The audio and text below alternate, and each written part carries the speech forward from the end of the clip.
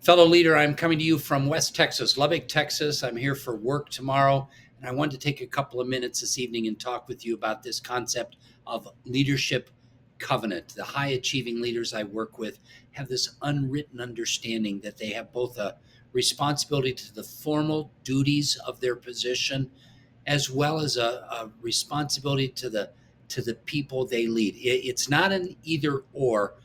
The best leaders I work with are challenged by the fact that it's a both and. They need to drive toward formal performance criteria while they need to lead the personal side of their organizations well. And the interesting thing is, one of the best illustrations of the tension and the balance of leadership covenant shows up in a tiny book in the New Testament, a letter that we almost never talk about, the letter from Paul to Philemon.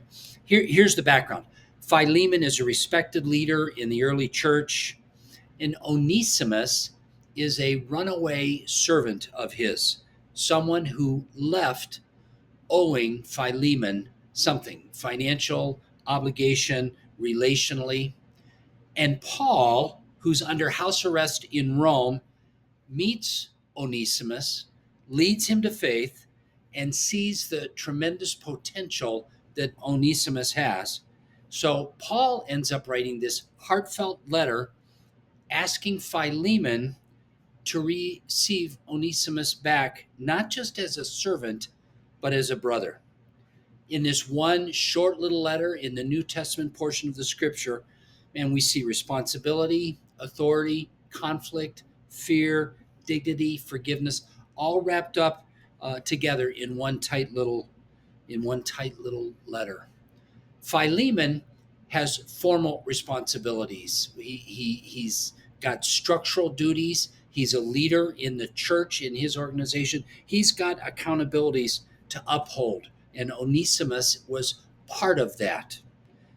But Philemon also has personal responsibilities, caring for Onesimus as a human being, acknowledging his growth, seeing the future potential in him. Paul reaches out to Philemon. He doesn't just solve this structurally. He asks Philemon to remember the bigger truth here. He doesn't command Philemon to take Onesimus back.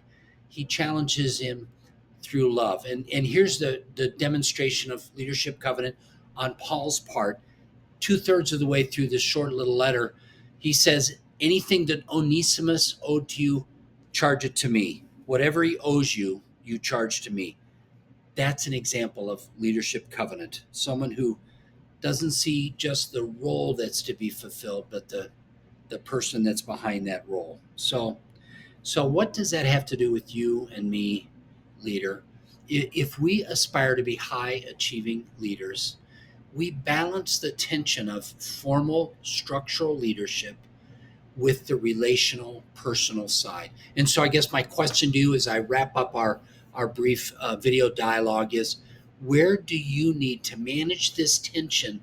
It's not an either or, it's a both and of leading the structural portion of your organization well, while serving the needs of the people that you lead as well.